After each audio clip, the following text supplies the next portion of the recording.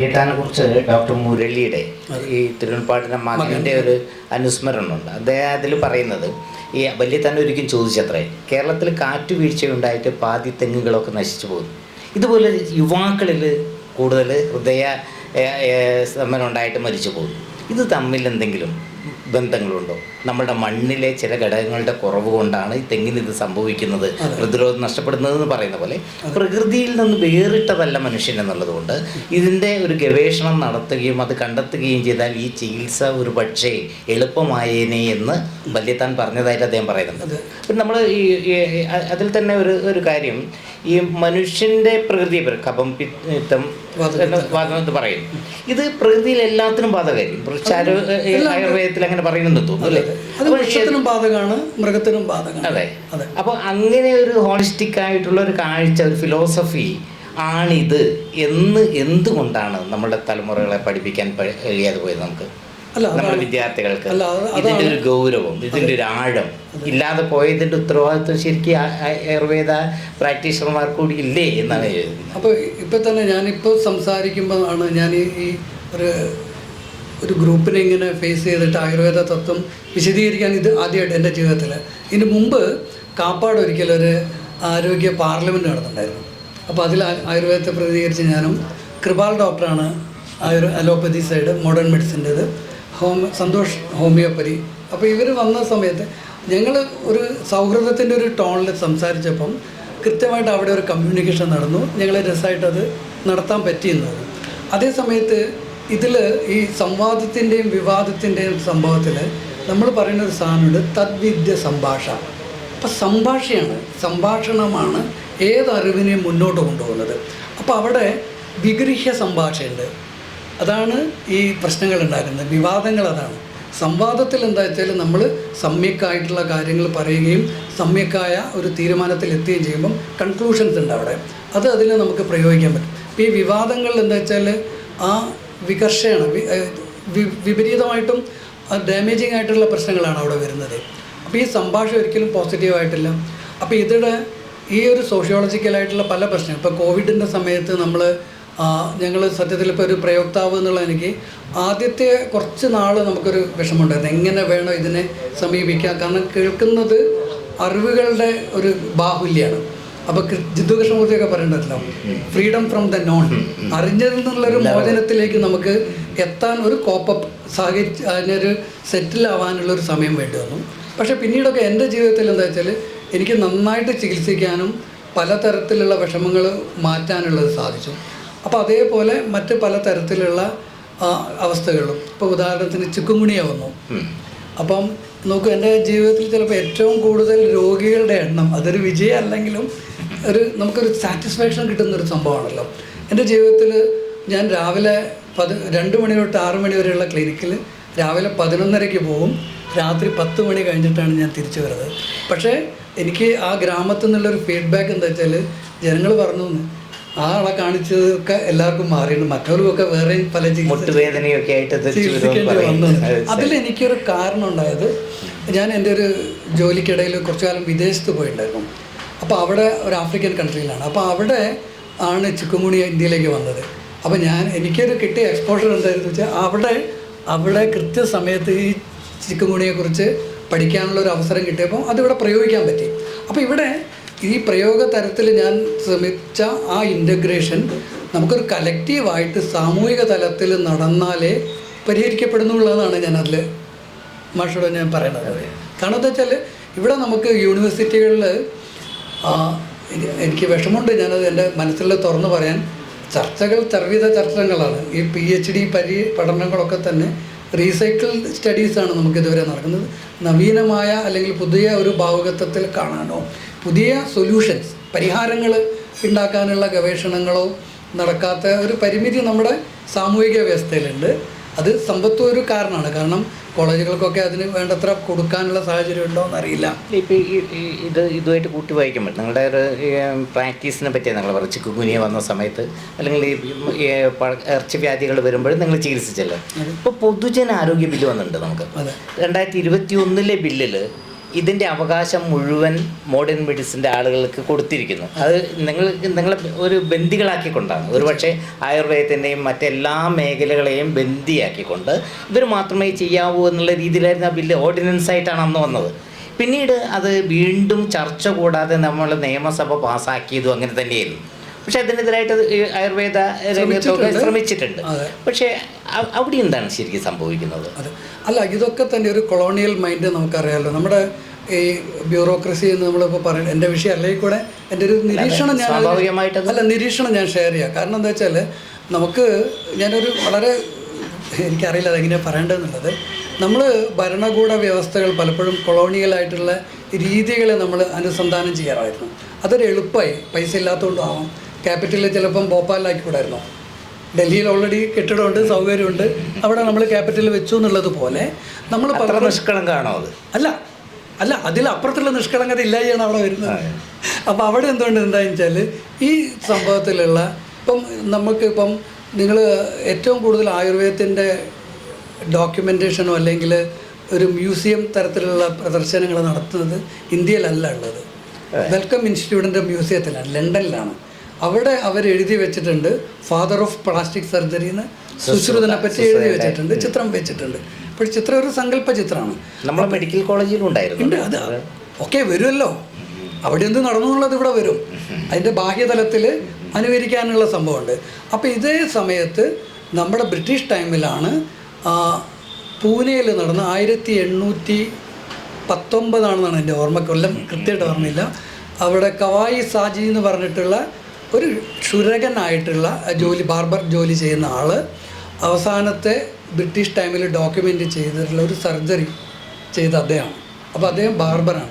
അപ്പോൾ ഇവിടെ ഒരു സമാനതയുള്ളത് എന്താ വെച്ചാൽ ഈ സർജൻ എന്നുള്ളത് ബ്രിട്ടനിലും ബാർബർമാരുടെ തൊഴിലായിരുന്നു.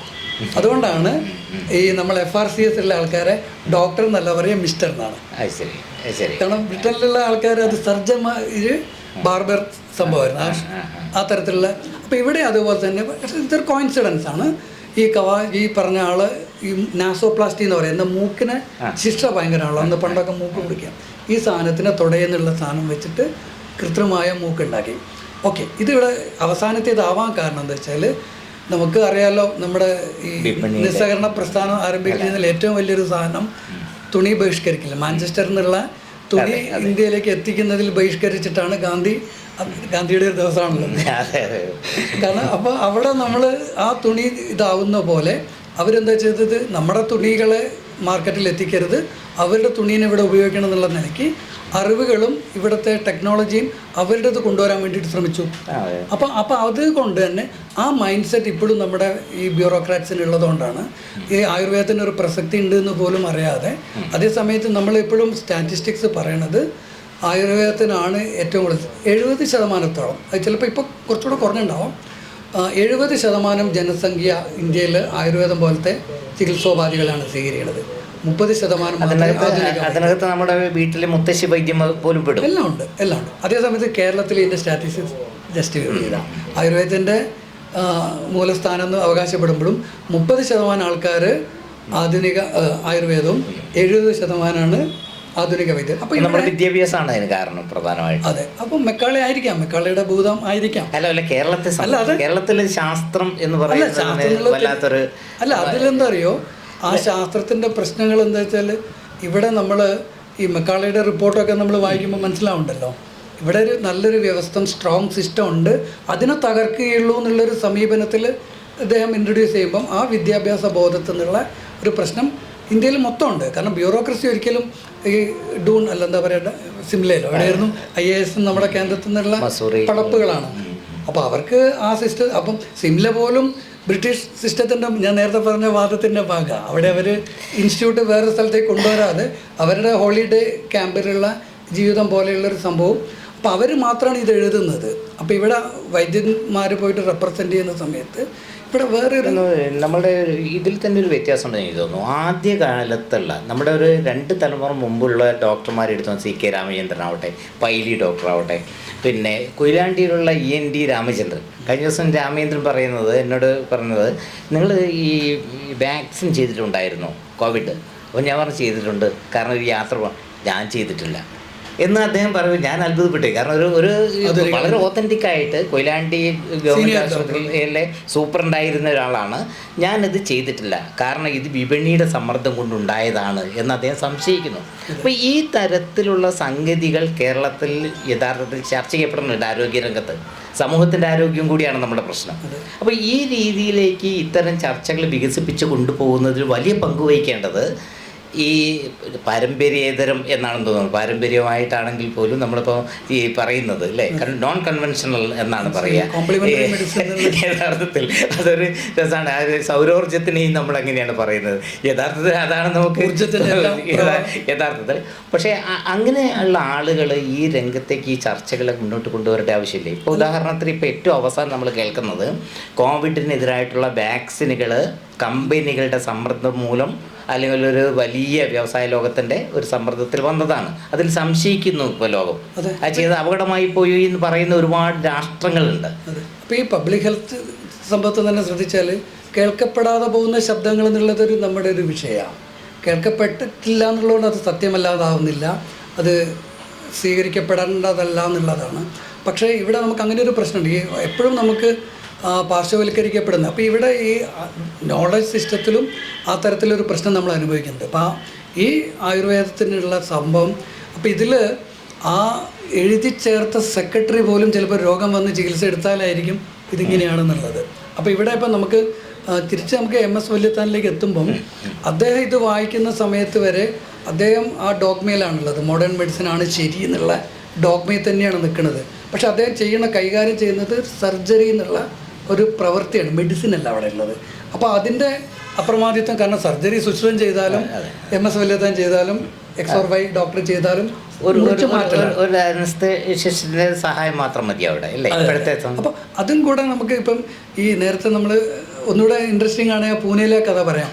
അപ്പോൾ ഇവിടെ നമുക്ക് പ്രശ്നം പറ്റിയത് എന്താ വെച്ചാൽ നമുക്ക് കൃത്യമായ ഒരു അനസ്തീഷ്യ ഉണ്ടായിരുന്നില്ല. അതുകൊണ്ടാണ് ഈ സംഭവം നഷ്ടപ്പെട്ടു പോയത്.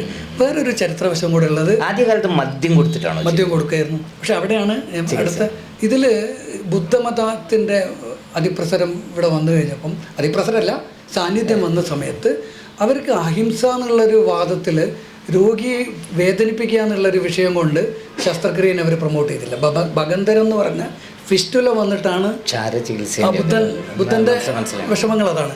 അപ്പോൾ അതിൽ മാലിഗ്നൻസി ഉണ്ടോ എന്നൊക്കെ അറിയില്ല, കാരണം is closely linked rectal cancer വേണേ ആവാം. പക്ഷേ ഈ ഭഗന്തരം ഇദ്ദേഹം വരുമ്പം ജീവകൻ ചികിത്സിച്ചിട്ടുണ്ട്.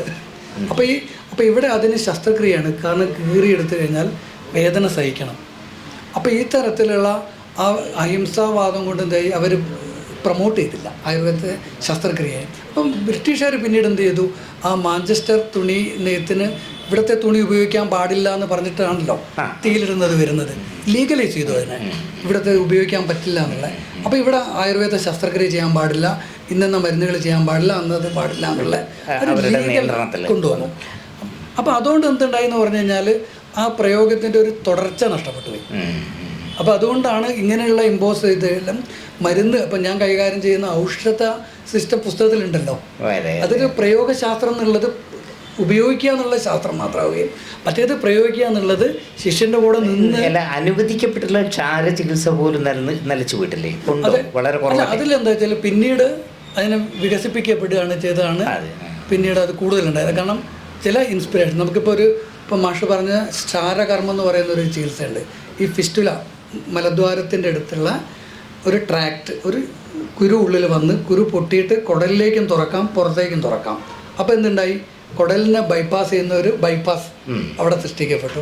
അപ്പോൾ എന്ത് ചെയ്തു, തിയററ്റിക്കലി മലം 2 വഴിക്ക് പുറത്തേക്ക് പോകും. സാധാരണ പോണ വഴിക്കും പോവും, ഈ ട്രാക്റ്റിൽ കൂടെയും പോകും. അപ്പോൾ ഈ എപ്പോഴും മലിനമായി നിൽക്കുന്നതുകൊണ്ട് അത് ഉണങ്ങില്ല. അതാണ് ഭഗന്തരം എന്ന് നമ്മൾ പറയണ ഫിസ്റ്റുലൈൻ ആനോ എന്നാണ് മോഡേണിൽ പറയാം.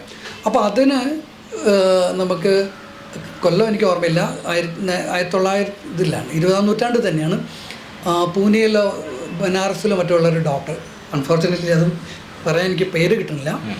അപ്പോൾ അദ്ദേഹം ഈ ആയുർവേദ സംഹിതകളിൽ വായിച്ച് മറന്നുപോയ, ആൾക്കാർ പ്രയോഗിക്കാതെ പോയ ഈ തരത്തിലുള്ള ഒരു പ്രയോഗശാസ്ത്രത്തിൻ്റെ ഒരു സംഭവം കണ്ടെത്തി. അതെന്താ വെച്ചാൽ വളരെ ലളിതമാണ്. നമുക്ക് കടലാടി എന്ന് പറഞ്ഞുള്ള ചെടി എല്ലാവർക്കും അറിയാമല്ലോ, നമ്മൾ മുണ്ടിൽ ഒക്കെ മുള്ളു പോലെ വന്ന് പതിക്കുന്ന. അപ്പം അപാമാർഗം എന്നാണ്. രസമാണ്, വഴിയെ തടയുന്നതെന്നാണ് അപാമാർഗത്തിൻ്റെ പേരതാണ്. അപ്പോൾ ആ വഴിയെ തടയുന്ന എന്താണ്, ഇയാൾ പോകുമ്പോൾ ഇയാളെങ്കിൽ കയറി പിടിക്കും, മുണ്ടിൽ ഇതിങ്ങനെ കൊളുത്തി. അപ്പോൾ ഇതാണ് അല്ല വിത്ത് വിതരണം ചെയ്യാനുള്ള അതിൻ്റെ വഴിയാണ്. അപ്പോൾ ഇത് കത്തിച്ചിട്ടുള്ള ചാരം നൂലിൽ കള്ളിപ്പാല, നമ്മുടെ കള്ളിച്ചെടി ഉണ്ടല്ലോ, അതിൻ്റെ പാലിൽ മുക്കിയ നൂലിൽ ഈ അപാമാർഗത്തിൻ്റെ കടലാടിയുടെ ചാരം മുക്കിയിട്ട് ഉണക്കി വെച്ചു. അങ്ങനെ ഇത് 7 തവണ ആവർത്തിച്ച് കഴിഞ്ഞാൽ, അപ്പം നവീനമായ ഇത് അദ്ദേഹം സ്റ്റെറിലൈസ് ചെയ്യാനുള്ള ഒരു മെത്തേഡും അവിടെ ചെയ്തു. ഇത് ഈ ട്രാക്ട് കൂടെ നമ്മൾ മലദ്വാരത്തിൽ കൂടെ ഇതിങ്ങനെ ഇട്ടിട്ട് ആ പുറത്തേക്ക് വരുന്ന ചാനലിൽ കൂടെ ഇട്ട് വലിച്ചെടുത്ത് വളരെ ലളിതമായിട്ട് കെട്ടിവെച്ചു. ഈ കെട്ടിവെച്ചപ്പോൾ ഇതെന്തുണ്ടായിരുന്നാൽ ക്ഷാരം എന്ന് പറഞ്ഞാൽ പൊള്ളിക്കലാണ്. അപ്പോൾ ആ ശസ്ത്രക്രിയയിൽ ചെയ്യുന്ന അതേ സംഭവം തന്നെ ശസ്ത്രക്രിയ അല്ലാതെ ഒരു ഉപാധി കൊണ്ട്, ഒരു നൂലുപാധി കൊണ്ട്, അപ്പോൾ അതിന് ക്ഷാരസൂത്രം എന്ന് പറയും. അപ്പോൾ ഇത് കെട്ടിക്കഴിഞ്ഞാൽ നാളെ വന്ന് കഴിഞ്ഞ് പിറ്റേന്ന് 3-ാമത്തെ ദിവസം വരുമ്പോഴത്തേക്ക് എന്തായി, കുറച്ചുകൂടെ ഇത് കട്ടായില്ലേ, ഇതിനൊന്ന് മുറുക്കി. അങ്ങനെ അവസാനം എന്തായി, ഈ സാധനം കട്ട് ചെയ്ത് വെണ്ണയിൽ കൂടെ നമ്മൾ നൂലിട്ട് വലിച്ചാൽ പോരുന്ന പോലെ ഈ സാധനം കട്ട് ചെയ്ത് പോകുന്നു. അപ്പോൾ ഇവിടെ ഉണ്ടായൊരു വളരെ ഫലസ്ഥിതി എന്താ വെച്ചാൽ, ശസ്ത്രക്രിയ ആധുനികമായാലും പോസ്റ്റ് സർജിക്കൽ പെയിൻ, അനസ്തീഷ്യയുടെ എഫക്റ്റ് കഴിഞ്ഞു, സർജറിയുടെ പ്രശ്നങ്ങൾ അനുഭവിച്ചുകൊണ്ടിരിക്കും, നല്ല വേദനയാണ്. ഈ ക്ഷാരകർമ്മം ചെയ്ത ആൾക്കാർക്ക് വേദന വളരെ കുറഞ്ഞു, പെട്ടെന്ന് ഹീൽ ചെയ്തു, പിന്നെ അതിൻ്റെ പുനർഭാവങ്ങളില്ല, വീണ്ടും അതുണ്ടാവില്ല. അതിപ്പോൾ ആദ്യം ചെയ്യുന്ന സമയത്ത് വേദന ഉള്ളത് കൊണ്ടാണ് രോഗികൾ അത് മടിക്കുന്നത്. അന്നെന്താ വെച്ചാൽ ഇത്ര ടെക്നോളജി ആയിട്ടില്ല. ശരി, ഇപ്പം അനസ്തേഷ്യ കൊടുത്തിട്ടാണോ ചെയ്യുന്നത്? ലോക്കൽ അനസ്തേഷ്യ കൊടുക്കും, കാരണം അത് ടെക്നോളജി അല്ലേ മാഷെ. അപ്പോൾ അവിടെ നമുക്കിപ്പോൾ ഉള്ളൊരു സമസ്യകൾ ഇതാണ്, നമ്മൾ ശാസ്ത്രം എന്നുള്ള വ്യവഹാരത്തിൽ ഉൾപ്പെടുത്തുന്ന പലതും ടെക്നോളജിയാണ്. അതെ അതെ, ശാസ്ത്രത്തിൻ്റെ ഉൽപ്പന്നമായിട്ട് വരുന്നതാണ് ടെക്നോളജി. സയൻസ് ആൻഡ് ടെക്നോളജിയാണ് എല്ലാം SNT എന്നല്ല പറയാം. അപ്പോൾ ഈ ടെക്നോളജിയിൽ നമുക്ക് എന്തിനാണ് ഒരു ഹെഗമണി ആവശ്യം, എന്താ ഒരു അപ്രമാദിത്വം എന്തിനാണ് കൊടുക്കുന്നത്? ആധുനിക വൈദ്യന്മാർക്ക് മാത്രമേ ഉപയോഗിക്കാൻ പറ്റൂ. അങ്ങനെയാണെങ്കിൽ സ്റ്റെതസ്കോപ്പ് എനിക്ക് ഉപയോഗിക്കാൻ പറ്റില്ലല്ലോ. സ്റ്റെതസ്കോപ്പ് എനിക്ക് കിട്ടിയാൽ വാൽവിന് പ്രശ്നമുണ്ടെന്ന് മനസ്സിലാക്കി കഴിഞ്ഞാൽ അയാളെ പെട്ടെന്ന് സമയത്ത് തന്നെ എനിക്ക് മെഡിക്കൽ കോളേജിൽ എത്തിയ അനുഭവങ്ങൾ എനിക്കുണ്ട്. എന്നിട്ട് അവർ താങ്ക്സ് പറയുന്നു, ഡോക്ടർ താങ്ക്സ് പറയണു. ഓക്കെ, അപ്പോൾ അതുണ്ടായത് എനിക്ക് സ്റ്റെതസ്കോപ്പ് ഉപയോഗിച്ചുകൊണ്ടല്ലേ. ഇതെൻ്റെ വിജയമല്ലല്ലോ, ഒരു രോഗി രക്ഷപ്പെട്ടു എന്നുള്ള അപ്പോൾ ഇതിൽ അതും നമ്മൾ നേരത്തെ മാഷ് സാർ ചോദിച്ച പോലെ ഗവേഷണത്തിൻ്റെ ഒരു പീടികയിൽ വരേണ്ടതാണ്. അതെ അതെ, കാരണം ഇതൊക്കെ നമ്മളൊരു ഓപ്പൺ സോഴ്സ് നോളജ് സിസ്റ്റം അല്ലേ. ഫ്രീമാനൊക്കെ പറയണം, മറ്റേ ഇതൊക്കെ പറയണേ. മനസ്സിലായത് അല്ലേ? ഇപ്പം ഈ അതായത് പറഞ്ഞു വരുന്ന അവസാനം വ്യത്യസ്ത മേഖലകളിലെ ചികിത്സകൾ തമ്മിലൊരു സംവാദം ഉണ്ടാവുകയും അതിന് ഓപ്പൺ മൈൻഡ് ആയിരിക്കണം. അതാണ് ആ ഓപ്പൺ മൈൻഡിൻ്റെതാണ് പ്രശ്നം. അവിടെ എന്താ വെച്ചാൽ, ഇപ്പോൾ എനിക്ക് തോന്നുന്നു, ഇപ്പോൾ ഒരു സാമൂഹികമായൊരു നിരീക്ഷണമാണ്, ആരെയും കുറ്റപ്പെടുത്തുന്നില്ല. ഇതിൽ കോവിഡിൻ്റെ സമയത്ത് തന്നെ ഞാൻ എൻ്റെ വ്യക്തിപരമായ അനുഭവം പറഞ്ഞാൽ മതില്ല, അതോ വലിയ എളുപ്പം. പിന്നെ സമൂഹത്തിലെ ഞാൻ പറയണില്ല. ഞാൻ കൃത്യമായിട്ട് പ്രാക്ടീസിനുണ്ടായിരുന്നു. എൻ്റെ സഹപ്രവർത്തകരായിട്ടുള്ള പല ഡോക്ടേഴ്സും ഏത് ചികിത്സാ വിഭാഗം എന്ന് പോലും ഞാൻ പറയണില്ല, ലഭ്യമായിരുന്നില്ല. എനിക്ക് എൻ്റെ വീട്ടിനോട് ചേർന്ന് കുറച്ച് വിശാല സ്ഥലമുള്ളത് കൊണ്ടും ഒരു ഔട്ട് ഹൗസ് ഉള്ളതുകൊണ്ടും ഞാനൊരു പേടി കൂടാതെ വൃദ്ധരായ അച്ഛനും അമ്മയും ഉണ്ടെങ്കിലും അവരെ ബാധിക്കാതെ സേഫായിട്ട് നിർത്താൻ പറ്റുന്നതുകൊണ്ട് ഞാൻ പ്രാക്ടീസ് ചെയ്തു. രോഗികൾക്കൊക്കെ ഉപകാരമായി. ഗ്രാമത്തിലായതുകൊണ്ട് അവർ എല്ല് പൊട്ടിയിട്ടുണ്ടാവുമോ, വേറെ സ്റ്റിച്ച് ഇടേണ്ടതുണ്ടോ, അല്ലെങ്കിൽ വേറെ തരത്തിലുള്ള ഒരു പ്രൈമറി കെയർ കൃത്യമായിട്ട് എനിക്ക് കൊടുക്കാൻ പറ്റി. അത് കഴിഞ്ഞ സമയത്ത് എൻ്റെ അടുത്ത് വന്ന ഒരു കൊല്ലം അല്ലെങ്കിൽ 1.5 കൊല്ലം കഴിഞ്ഞപ്പോഴത്തേക്കും എനിക്ക് വരുന്ന ആൾക്കാരുടെ എണ്ണത്തിൽ കുറവ് വന്നു. ആ കുറവ് വരുന്നത് എന്താ വെച്ചാൽ, പലപ്പോഴും ആൾക്കാർ പറഞ്ഞത്, നിങ്ങളങ്ങനെ ആയുർവേദമൊക്കെ ചെയ്യാണ്, ഞങ്ങളുടെ അടുത്തേക്ക് വരണ്ടെന്ന് പറയുന്ന ഒരു രീതി വന്നു. അപ്പോൾ അതോ എന്താണെന്ന് എനിക്ക് അധികാരികളുടെ നിർദ്ദേശങ്ങൾ പോലും അങ്ങനെ ഉണ്ടായിരുന്നു. അപ്പോൾ ഈ പബ്ലിക് ഹെൽത്തിലൊക്കെ അതാണ്, നിങ്ങൾ ഇൻഫെക്ഷൻ നിങ്ങൾ ആയുർവേദ ഡോക്ടറെ അടുത്ത് ചികിത്സിക്കാൻ പറ്റില്ല. അപ്പോൾ ഈ ഇൻഫെക്ഷൻ അറിയാമല്ലോ, നമുക്ക് ആയുർവേദത്തിൻ്റെ പരിമിതി എന്ന് പറയുന്നത് പെട്ടെന്നുള്ള ഫലമില്ല എന്നുള്ള, എമർജൻസി നമുക്ക് കൈകാര്യം ചെയ്യാനുള്ള ബുദ്ധിമുട്ടാണ്. അതെന്തുകൊണ്ടാണെന്ന് വെച്ച് കഴിഞ്ഞാൽ, ആധുനിക വൈദ്യത്തിൻ്റെ ഒരു രീതി എന്താ വെച്ചാൽ, നമ്മളൊരു യുദ്ധ മുന്നണിയിൽ ആലോചിച്ച് നോക്കും, ഒരു പാലമുണ്ടെങ്കിൽ നമുക്ക് ആ ടാങ്കുകൾക്ക് അങ്ങോട്ട് പോകാനാവുള്ളൂ. ആ ടാങ്ക് പോകാനുള്ള പാലം നമ്മൾ പൊട്ടിച്ച് കഴിഞ്ഞാൽ എന്തായി, കരസേനയ്ക്ക് അങ്ങോട്ട് എത്താനാവില്ല, അവരുണ്ടാക്കേണ്ട ഡാമേജ് ഉണ്ടാക്കാനാവില്ല. അപ്പോൾ ഇവിടെ ഈ ആയുർവേദത്തിലുള്ള രീതിയും അലോപ്പതിയുടെ രീതി എന്താ വെച്ചാൽ, ഈ പാലം പൊട്ടിച്ച് കിടക്കുന്നതുകൊണ്ടാണ് സൂക്കേടുണ്ടായത്. അതിനൊരു മോളിക്യൂൾ കൊണ്ട് നമുക്ക് ആ ഫങ്ഷനെ നമുക്ക് കീപ്പ് ചെയ്യുക എന്നുള്ളത് തിരിച്ചറിയുമ്പം പാരസെറ്റമോൾ. ഇപ്പോൾ ഉദാഹരണത്തിന് പാരസെറ്റമോൾ കൊടുക്കുമ്പം എൻ്റെ വിഷയം അല്ലെങ്കിൽ കൂടെ ഞാൻ സന്ദർഭവശാൽ അത് വിശദീകരിക്കാം. ഇത് ജ്വരത്തിന് അല്ലെങ്കിൽ പനീനല്ല ചികിത്സിക്കുന്നത്. പനിക്ക് കാരണമായിട്ടുള്ളൊരു രോഗവ്യവസ്ഥേൻ്റെ ഭാഗമായിട്ടാണ് പനി ഉണ്ടായത്. അത് രോഗാണുബാധയാവാം, ശരീരത്തിലുള്ള എന്തെങ്കിലും തരത്തിലുള്ള ടോക്സിസിറ്റീനെ ശരീരം ഉന്മൂലനം ചെയ്യാനുള്ള പ്രവർത്തനത്തിൻ്റെ ഭാഗമാവാം, അല്ലെങ്കിൽ നീർക്കെട്ട് കൊണ്ടാവാം, ഇൻഫ്ലമേഷൻ. ഇപ്പം മുട്ടുവേദനയൊക്കെയുള്ള ആൾക്കാർക്ക് പനി ഉണ്ടാവാറുണ്ടല്ലോ. അപ്പോൾ ഇതിൽ നമ്മൾ പാരസെറ്റമോൾ കഴിച്ചാൽ എന്തായി, അത് പനിയിൽ നിന്നുള്ള തെർമൽ എഫക്റ്റ്, ചൂടിനെ നിയന്ത്രിക്കാനുള്ള സംവിധാനം തലച്ചോറിലുണ്ട്. ആ ഹൈപ്പോതലാമസിനെ ആക്ട് ചെയ്ത് കഴിഞ്ഞാൽ ചൂട് എന്നുള്ള അവസ്ഥയെ മാറ്റി കുറച്ചു. ബാക്കിയൊക്കെ മാറിയോ? ഒന്നും മാറിയില്ല. ഇപ്പം നമ്മൾ ആയുർവേദത്തിൽ ഇതേ ആൾ വരുന്നു, ഇയാൾക്കുള്ളത് സന്ധിവേദനയാണ്, പനിയുണ്ട്, ക്ഷീണമുണ്ട്. നമ്മളിതൊക്കെ മനസ്സിലാക്കിയിട്ട് മരുന്ന് കൊടുക്കുന്നു. 2 ദിവസം കുറവില്ല, 3 ദിവസം കുറവില്ല, ഒരാഴ്ച കുറവില്ല, നമ്മൾ അനുഭവിക്കുന്നതാണ്. 8ാമത്തെ ദിവസം ചിലപ്പോൾ കോണ്ടിക്കി എന്ന് പറയുന്നൊരു യാത്രയെക്കുറിച്ചൊരു പുസ്തകം വായിച്ചിട്ടുണ്ടാവുമല്ലോ. തോർ ഹെയർദാൽ എന്ന് പറഞ്ഞ ആൾ പസഫിക് കൂടെ പോയിട്ട് ഒരു ദ്വീപിലേക്ക് പോവുകയാണ്. ഇയാൾ എത്തുന്നില്ല ദ്വീപിൽ. കാരണം അപ്പോഴത്തേക്ക് കൂടെയുള്ള ആൾക്കാർ ഇയാളെ കൊല്ലാൻ വേണ്ടി വന്നു. കാരണം ഇത് നിങ്ങൾ പറ്റിക്കുകയാണ് നമ്മളെ. കാരണം അയാൾ പറഞ്ഞതെന്താ വെച്ചാൽ ഈ പോളിനേഷ്യൻ ഐലൻഡിലേക്ക് ആൾക്കാർ മൈഗ്രേറ്റ് ചെയ്തതല്ല, ചങ്ങാടം കെട്ടിപ്പോയതാണ് എന്ന് പറഞ്ഞപ്പോൾ ആരും വിശ്വസിച്ചില്ല. അപ്പോൾ ഇത് തെളിയിക്കാൻ വേണ്ടി അദ്ദേഹം കോണ്ടിക്കി എന്നുള്ളൊരു ചങ്ങാടം ഉണ്ടാക്കിയിട്ട് പോയി. അവസാനം അവിടെ എത്തി എന്ന് പറഞ്ഞപ്പം ആ എത്തലിന് നിദാനാവുന്നതെന്ന് വെച്ചാൽ കുറേ പച്ച മരങ്ങൾ ഇങ്ങനെ ഒഴുകി വരുന്നു. ഇത് കണ്ടപ്പോൾ ആൾക്കാർക്കൊക്കെ സമാധാനമായി, കൊല്ലാൻ നിന്ന ആൾക്കാരൊക്കെ ആയുധം താഴെ ഇട്ടു. അതുപോലെ നമ്മുടെ കോണ്ടിക്കി യാത്രകളാണ് നമ്മൾ ഓരോ ഘട്ടവും നടത്തുന്നത്. വേദന ചിലപ്പോൾ കുറയില്ല. 8ാമത്തെ ദിവസം ആ പച്ചില ചാർത്ത് ഒഴുകി വരും, വേദന കുറയുന്നു എന്നുള്ള സൂചനയിലേക്ക് നമ്മളെത്തും. അപ്പോൾ അവിടെ ആ വേദന മാറുന്നത് എന്താണ്, മൊത്തം സിസ്റ്റത്തിനെ ശരിയാക്കിയെടുത്തപ്പം ബൈ പ്രൊഡക്റ്റാണ് നിങ്ങളുടെ റിലീഫ്, അല്ലാതെ വേദന കുറച്ചതല്ല. അപ്പോൾ ഇവിടെ ഈ പാരസെറ്റമോൾ വെച്ചപ്പോൾ എന്തായി, നിങ്ങൾക്ക് ജോലിക്ക് പോകാം, എന്തെല്ലാമാണോ ചെയ്യേണ്ടത് ചെയ്യാം, എല്ലാ കാര്യങ്ങളും നടന്നു. അപ്പം ഈ തരത്തിൽ അപ്പോൾ ഇതിലെന്താ വെച്ചാൽ ആ മോളിക്യൂളാണ് അവിടെ പ്രാധാന്യമുള്ളത്. ഇത് സമഗ്രതയാണ്. അപ്പോൾ ഇത് ഒരു മരുന്നുകൊണ്ടോ 2 മരുന്നുകൊണ്ടോ ആവില്ല. അപ്പോൾ ഈ സിസ്റ്റത്തിനെ വിശകലനം ചെയ്യണമെങ്കിൽ നമ്മളിപ്പം ഒരു ഔഷധത്തിൻ്റെ നിർദ്ധാരണങ്ങൾ വരുന്നത് എങ്ങനെയാണെന്ന് വെച്ചാൽ ഗവേഷണത്തിൽ ഡബിൾ ബ്ലൈൻഡ് സ്റ്റഡി എന്ന് പറയും. കൊടുക്കുന്നയാൾക്കും അറിയില്ല, കിട്ടുന്നയാൾക്കും അറിയില്ല എന്താണ് നമ്മൾ കൊടുക്കുന്നത് എന്നുള്ളത്. എന്നാലേ ബയാസ്, ഒരു മുൻവിധി ഒഴിവാക്കിയിട്ട് ഇതാണ് ഉപാധി എന്നുള്ളത് തെളിയിക്കാൻ പറ്റുള്ളൂ. അപ്പോൾ ആയുർവേദത്തിൽ ഡബിൾ ബ്ലൈൻഡ് ചെയ്യണമെങ്കിൽ ആയുർവേദത്തിൽ എങ്ങനെ നമുക്ക് പറ്റും? കാരണം ഇവിടെ ഒരു മോളിക്യൂളല്ല, ഒരു കൂട്ടം മരുന്നുകളാണ്. അപ്പോൾ ഈ മരുന്നിനൊക്കെ ഒരു മിമിക്രി നമ്മൾ ഉണ്ടാക്കേണ്ടി വരും. ഇതിന് സമാനമായ അവസ്ഥയിലുള്ള ഒരു ഗുളിക ഉരുട്ടി ഉണ്ടാക്കേണ്ടി വരും. അതിന് ആയുർവേദം പറയുന്നത് അതിനും എഫക്റ്റ് ഉണ്ട്, ആ സാധനത്തിനും എഫക്റ്റ് ഉണ്ട്. നിങ്ങളിപ്പോൾ ഒരു വെറുതെ ഒരു ഇല ചുരുട്ടി ഉണക്കി കൊടുത്താൽ അല്ല ഉള്ളിലെത്തിച്ച് മനസ്സിനെ അല്ല ആ പ്രശ്നം പരിഹരിക്കാനാണ് ഡബിൾ ബ്ലൈൻഡ് ഉപയോഗിക്കുന്നത്. പ്ലാസിബോനെ ഒഴിവാക്കാനാണ്. കാരണം ബയാസാണ്. പ്ലാസിബോ എന്ന് പറഞ്ഞു കഴിഞ്ഞാൽ ഒരു മുൻവിധിയോട് കൂടിയുള്ള എഫക്റ്റാണ്. അതായിരുന്നല്ലോ പണ്ട് മന്ത്രവാദി കൊടുത്താൽ വെള്ളം കൊടുത്താൽ വേദന മാറുന്നത്. രാഘവേന്ദ്ര മുൻപാട്ടിൻ്റെ ഒരു കഥയുണ്ട്. കുറച്ച് റിസർച്ചേഴ്സ് പുള്ളിയുടെ അടുത്ത് പോയ സമയത്ത് ഒരു രോഗി തിരിച്ചു പോവുകയാണ്. അപ്പം രോഗി തിരിച്ചു വന്ന് ചോദിച്ചു, എനിക്ക് ഞാൻ ചരട് കെട്ടിയാൽ കുഴപ്പമുണ്ടോ? ഓ കെട്ടിക്കോളൂ എന്ന് പറഞ്ഞു. അപ്പോൾ ഈ കുട്ടികൾ ചോദിക്കുന്നുണ്ട് ഇദ്ദേഹത്തോട്, എന്താ അങ്ങനെ പറഞ്ഞത്? നിങ്ങളെപ്പോലത്തെ ഒരാൾ അത് കെട്ടിയിട്ടില്ല, ആൾക്ക് രോഗം മാറില്ല എന്ന് പറഞ്ഞതായിട്ട് കേട്ടിട്ടുണ്ട്. അതെ.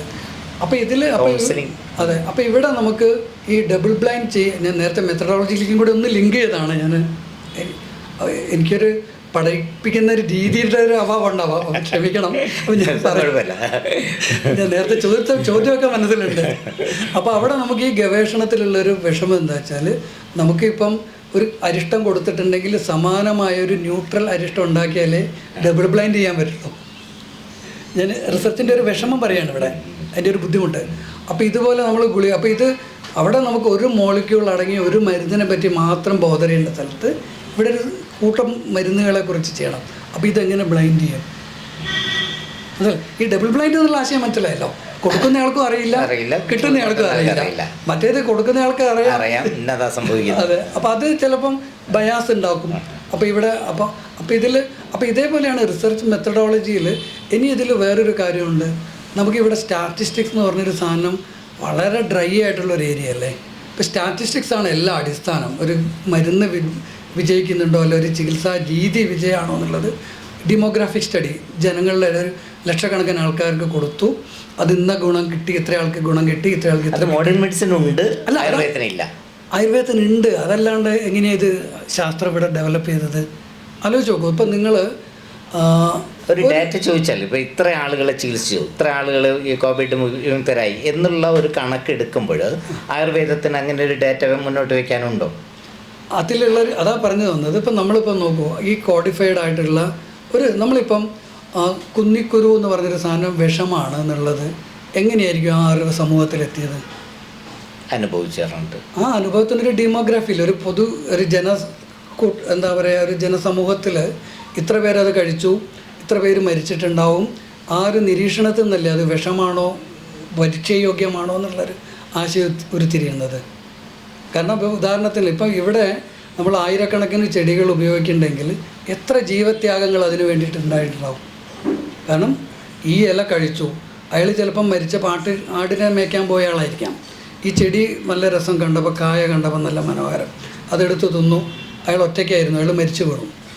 അപ്പോൾ കൂട്ടത്തിലുള്ള ആൾ മരിച്ചു എന്ന്, പാമ്പ് കടിച്ചാണോ എന്തോന്നൊക്കെ ആവാം. ഞാനൊരു സിനാരിയോ പറയാണ്, ഒരു സീൻ പറയാണ്. അപ്പോൾ ഇവിടെ പിന്നീട് 2 പേര് പോയ സമയത്ത് ഒരാളെടുത്ത് തിന്നുകയും മറ്റാൾ തിന്നാതിരുന്നപ്പോഴല്ലേ ഇത് നിരീക്ഷിക്കപ്പെട്ടത്, അല്ലേ? അപ്പോൾ ഇവിടെ ഇങ്ങനെ നിരീക്ഷിക്കപ്പെട്ട സംഭവങ്ങൾ കോഡിഫൈ ചെയ്തപ്പോഴാണ്. അപ്പോൾ ഇവിടെ നമുക്ക് എന്താണ് നമ്മുടെ അറിവിൻ്റെ ഈ തത്വം, ശാസ്ത്രം, വ്യവഹാരത്തിൽ വരുന്നത് എന്താ വെച്ചാൽ നമ്മളിനി തിരിച്ചിങ്ങോട്ട് പോയിക്കോളും. വ്യവഹാരം ജീവിത തലത്തിൽ കാണുമ്പം ആൾക്കാർ ഇങ്ങനെ ഓരോന്ന് ഉപയോഗിക്കുകയും അതിനെ ഉപയോഗിച്ചിട്ട് അപകടങ്ങൾ കണ്ടെത്തി അത് സമാഹരിക്കപ്പെട്ടപ്പോഴാണ് ആ അറിവ് ഇവിടെ കോഡിഫൈ ചെയ്യപ്പെടുന്നത്, ശേഖരിക്കപ്പെടുന്നത്. അങ്ങനെയുള്ള അറിവുകളിൽ വിശകലനം ചെയ്യാൻ എന്ത് വേണം? ശാസ്ത്രബോധം വേണം. ആ ശാസ്ത്രബോധം ഉണ്ടാവുന്നത് തത്വത്തിൽ നിന്നാണ്. അപ്പോൾ ഈ തത്വം, ശാസ്ത്രം, വ്യവഹാരമാണ് അതിലുള്ളത്. അപ്പോൾ ഇവിടെ നമുക്ക് ഫോക്ക് ട്രഡീഷൻ നമ്മൾ പറയുന്നൊരു സംഭവം ഉണ്ടല്ലോ, പ്രാദേശികമായിട്ടുള്ള സംഭവങ്ങൾ.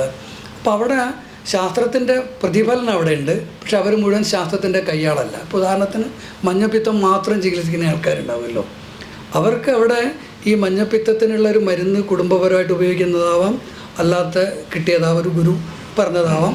ഇദ്ദേഹം ഇത് കൊടുക്കുന്ന സമയത്ത് അത് ഈ മഞ്ഞപ്പിത്തത്തിന് 10 എണ്ണത്തിന് വലിച്ചിട്ടുണ്ടാവും, ചിലപ്പം 100 ആൾക്ക് വലിച്ചിട്ടുണ്ടാവില്ല.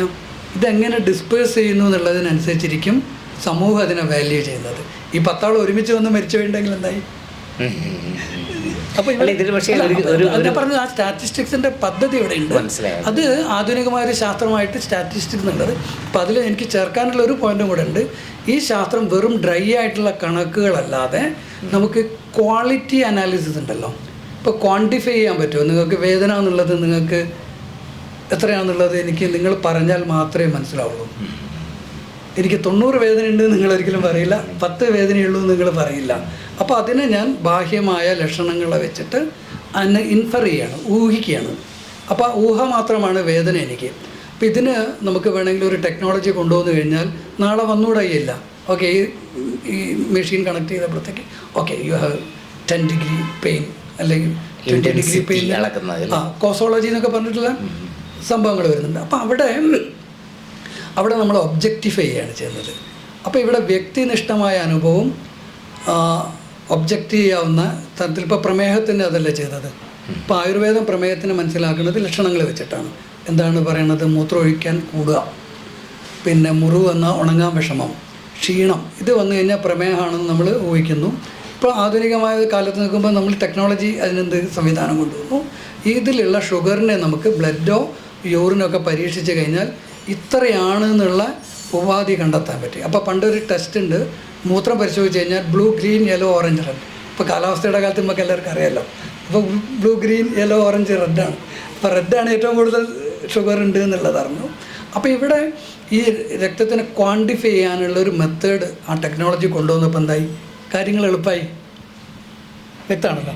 അപ്പോൾ ഇതുപോലുള്ള അങ്ങോട്ടും ഇങ്ങോട്ടും കൊടുത്തും വാങ്ങിയും കൊണ്ടുള്ളൊരു സംഭവം വന്നു കഴിഞ്ഞാൽ ജീവിതം ഈസിയായി, ചികിത്സ ഫലവത്തായി, ആൾക്കാർക്ക് കൂടുതൽ പ്രയോജനങ്ങളുണ്ടാവും. അങ്ങനെ ഒരു സമൂഹം ഇവിടെ ഉരുത്തിരിയുമ്പം നമ്മുടെ ഇന്നത്തെ ചർച്ചയുടെ ഒരു തുടക്കം. എനിക്ക് കൺക്ലൂഷന് മുമ്പ് ഒരു ചോദ്യം ചോദിക്കട്ടെ. ആയുർവേദം കൊണ്ട് മാത്രം ചികിത്സിച്ച് മാറ്റാവുന്ന മറ്റ് മേഖലകളൊക്കെ ക്ഷീണിച്ചു പോകുന്ന ഏതെങ്കിലും രോഗങ്ങളെ പറ്റി പറയാമോ? ഒന്നുകൂടെ ഒന്ന് ചോദിക്കാമോ? അതായത് മറ്റ് ചില ചികിത്സകൾ ചില മേഖലകൾക്ക് പ്രധാനപ്പെട്ടതായിട്ട് നമ്മൾ പറയാറുണ്ട്. ആയുർവേദമാണ് ഏറ്റവും മികച്ചത് ഈ ഏതെങ്കിലും ഒരു രോഗത്തിൻ്റെ ചികിത്സയ്ക്ക് എന്നുള്ള രോഗങ്ങളെ പറ്റി പറയാമോ? സത്യത്തിൽ അങ്ങനെ ഒരു ചോദ്യത്തിന് പ്രസക്തി ഇല്ല. അത് കാരണം എന്താ വെച്ചാൽ നമ്മൾ നേരത്തെ തന്നെ ഇപ്പം ഹോമിയോപ്പതി പറ്റി പറയുമ്പോൾ കുട്ടികൾക്ക് കഴിക്കാൻ എളുപ്പമാണ്, ആയുർവേദമാണെങ്കിൽ കയ്പ്പാണ്. നമ്മൾ വിവക്ഷിക്കുമ്പം നമ്മൾ മനസ്സിലാക്കുന്നത് എന്താ വെച്ചാൽ ഓരോരുത്തർക്കുള്ള ഇൻഡിവിജ്വൽ, ഇപ്പം ഞാൻ നേരത്തെ വൈദ്യത്തിൻ്റെ അല്ലെ ആരോഗ്യം എന്നുള്ളത് വ്യക്തിയുടെ സാധനമാണ്, സമൂഹത്തിൻ്റെ അല്ല. ശരിക്കും സമൂഹത്തിന് വരുന്ന ഉപാധികൾ ഉണ്ടായി കഴിഞ്ഞാൽ രോഗം ഉണ്ടാവില്ലല്ലോ. ഇപ്പോൾ ഇവിടെ ഒരു വിഷയം കൂടെ അതിൽ നിരീക്ഷിക്കപ്പെടേണ്ടതുണ്ട്. ഇപ്പം നമ്മുടെ ലൈഫ് സ്റ്റൈൽ ഡിസോർഡേഴ്സ് എന്നുള്ള ജീവിതശൈലി രോഗങ്ങളുടെ പരിഹാരം എങ്ങനെയാണ്?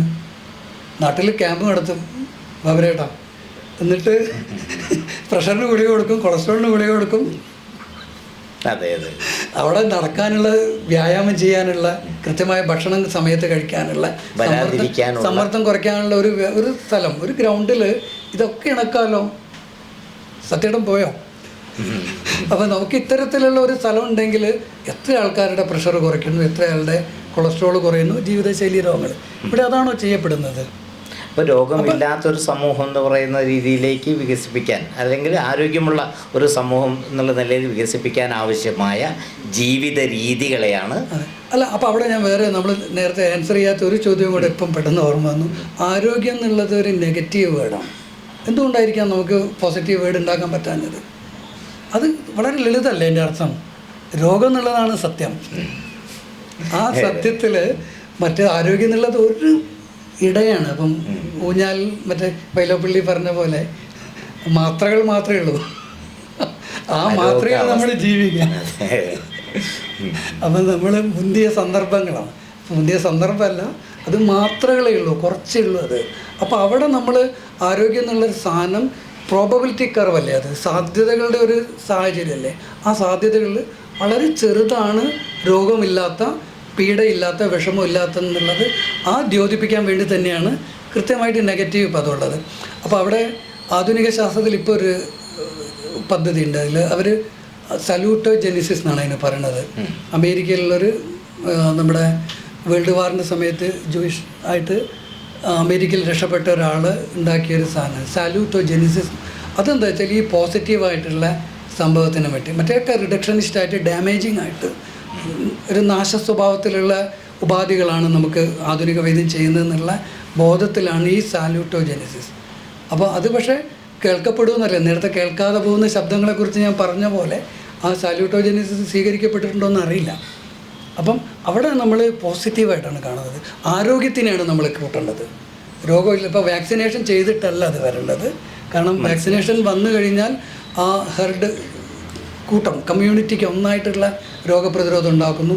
നമ്മൾ ഇതിൽ നമ്മളെ നാട്ടുമ്പുറത്ത് മണ്ണിൽ കളിച്ച് ജീവിച്ചവന് രോഗപ്രതിരോധി കൂടുകയും നഗരത്തിൽ ഇതൊന്നും ഇല്ലാതെ വളരെ വൃത്തിയിൽ ജീവിക്കുന്നവൻ രോഗം പെട്ടെന്ന് വരുന്നത് എന്തുകൊണ്ടാണ്? ഒരു കാര്യം നമുക്ക് കൺക്ലൂഷനിലെത്താവുന്ന ഒരു കാര്യമാണ്. കാരണം വെച്ചാൽ നമുക്ക് എല്ലാവർക്കും അറിയാവുന്നതാണ്, ആയിരക്കണക്കിന് വർഷങ്ങളായി, ഒരുപക്ഷെ ബ്രിട്ടീഷുകാർ വരുന്നതിന് മുമ്പ് തുടങ്ങിയിട്ടുള്ള ഈ കേരളത്തിലേക്ക് തന്നെ അശോകൻ്റെ ഭരണകാലത്ത് അദ്ദേഹത്തിൻ്റെ ഈ ബുദ്ധമതങ്ങൾ പ്രചരിപ്പിക്കാൻ വേണ്ടി ശ്രീലങ്കയിൽ പോയിട്ടുള്ള ആളുകളിലൂടെയാണ് കേരളത്തിലേക്ക് ആയുർവേദം വന്നത് എന്നൊക്കെ പറയുന്നുണ്ട്. അപ്പോൾ ഇത്രയും വർഷമായിട്ട് 2-3 നൂറ്റാണ്ട് ഇവിടെ ബ്രിട്ടീഷുകാർ ഭരിച്ചിട്ട് ഇതിനെ അറിയാൻ ശ്രമിച്ചിട്ടും അത് അതിജീവിച്ചു എന്നുള്ളതുകൊണ്ട് ആയുർവേദം അതിജീവിക്കുന്നുണ്ട്. അതിൽ ഇപ്പം നിങ്ങൾ നേരത്തെ പറഞ്ഞ പോലെ ഇന്ത്യയിലെ 70% ആളുകൾ അതിനെ പിന്തുടരുന്നുണ്ട്, കേരളത്തിൽ 30% പിന്തുടരുന്നുണ്ട്. അതേക്കുറിച്ചുള്ള ഇനി വേണ്ടത് യഥാർത്ഥത്തിൽ വളരെ ആത്മവിശ്വാസത്തോടെ ആയുർവേദ രംഗത്ത് പ്രവർത്തിക്കുന്ന ആളുകൾ സംവാദത്തിന് തയ്യാറാവുകയാണ്. അത് നമ്മുടെ അധികാരികൾ, ആരോഗ്യരംഗത്ത് പ്രവർത്തിക്കുന്ന ആളുകളൊക്കെ അതിന് അവസരം കൊടുക്കണം എന്നുള്ളതാണ് വേണ്ടത്. മറ്റൊരു കാര്യം, ഈ പോസ്റ്റ് കോവിഡ് ചികിത്സയിൽ ഏറ്റവും ഫലപ്രദമായി ഇപ്പോൾ പ്രയോഗിച്ചുകൊണ്ടിരിക്കുന്നത് എനിക്ക് തോന്നുന്നു ആയുർവേദവും ഹോമിയോപ്പതിയും ഒക്കെയാണ്. അപ്പോൾ അതിന് പ്രാധാന്യം ഉണ്ട് എന്ന് നമ്മൾ തിരിച്ചറിയുകയും ചെയ്യും.